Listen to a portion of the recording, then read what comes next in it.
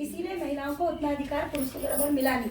लेकिन जो हमारा कानून है वो बराबर का अधिकार देता है। हमारा जो संविधान उसी से पूरा अधिकार मिलता है, जिसमें मौलिक अधिकार है 7 से अब 6 रह गए, एक संपत्ति का हटा दिया। अगर हम मौलिक अधिकारों को अच्छे से पढ़ लें तो महिला किसी भी फील्ड में पुरुषों से कहीं आगे, पुरुषों से पीछे नहीं है।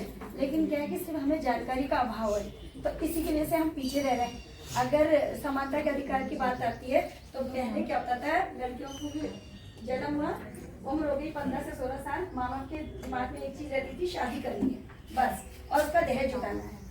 तो अब क्या हो गया, ये चीज खत्म हो गई है। मैं देखती हूँ अधिकतर घरों में महिलाओं को ज्यादा पढ़ाई, मतलब बच्चों को पढ़ाने के लिए आगे बढ़ा रहे हैं। बच्चे या तो खेलकूद में चले जा रहे हैं लड़के, या नशे में चले जा रहे हैं, तो लड़कियां ही आगे रह रही हैं।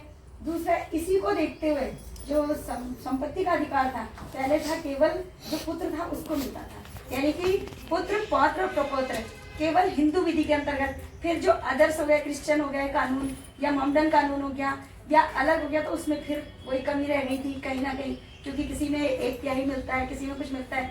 लेकिन उसको भी समानता का लाके एग्रीकल्चर वाली लैंड जो थी, कृषि भूमि, उसमें भी पुत्रियों को पुत्रों के समान बराबर अधिकार दे दिया।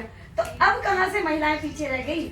आपको संपत्ति में अधिकार मिल रहा है, यानी कि अगर आप शादी करके ससुराल जाती हो, आपको वहाँ पे प्रताड़ना मिलती है, आपके संग किसी प्रकार की परेशानी है, जहाँ आप अपना जीवन अच्छे से एक सम्मान पूर्वक जीवन जीने में असमर्थ हो, तो आप सबसे पहले तो कानून का सहारा भी ले सकती हो। जितने कानून है, जैसे कि मैडम बैठी है हमारी, अभी बता रही थी घरेलू हिंसा की रिपोर्ट वहीं से आज